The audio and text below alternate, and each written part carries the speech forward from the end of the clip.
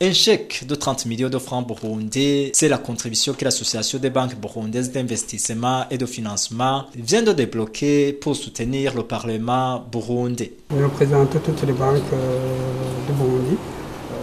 Je vois ces 12 banques de la place.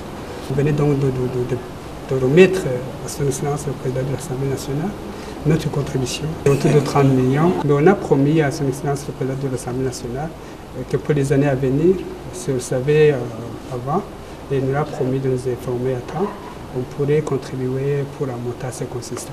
Au nom de deux chambres du Parlement burundais, l'Assemblée nationale salue son geste de soutien.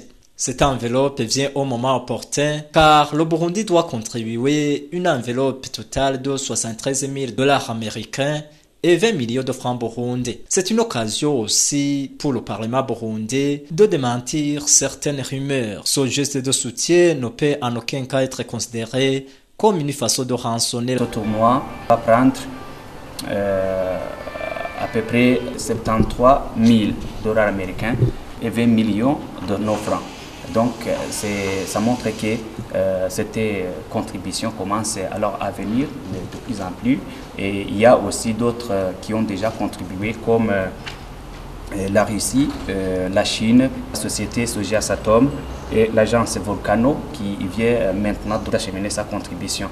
Donc c'est un beau geste et vous savez que surtout qu'il y avait ça faisait 3 ans que le Burundi ne participait à ce genre de tournoi organisé par l'EALA. La participation du Burundi va avoir une grande signification comme il y avait des gens qui connaissent ou bien qui pensaient que le Burundi c'est un pays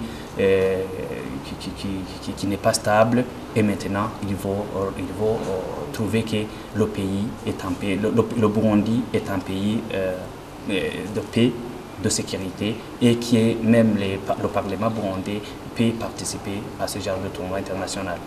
Nous profitons aussi de cette occasion pour démentir des fausses informations qui avaient circulé ici et là, en disant que le Parlement burundais est en train de lancer les opérateurs économiques.